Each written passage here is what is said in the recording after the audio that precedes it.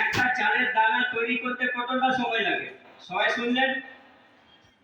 তাহলে কত পরিশ্রম লাগে? ওই কিষান ভাইয়ের পরিশ্রম কত লাগে? হয়তো আমরা মূল্য দিয়ে কিনে নিই, কিন্তু ওই একটা চালের তৈরি করতে পুরো একদম ওই বীজ ফেলা থেকে যত আমাদের থালার তক আসার জন্য কতটা সময় লাগে, মনে হয় 150 থেকে 180 দিন। ঠিক আছে?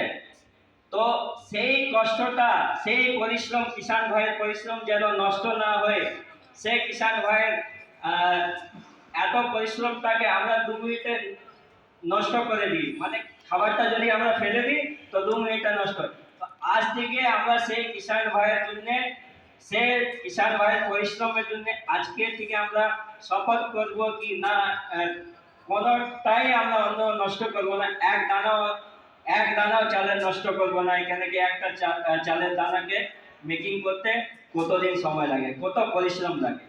ঠিক আছে? তো আমি ম্যামকে বলবো, দিদিকে বলবো যে একটু বেশি সময় জীবনে আপনাদের স্কুলের ক্লাস হবে, তো দিদি একটু আপনাদেরকে আরো ভালো করে বুঝিয়ে দিবে।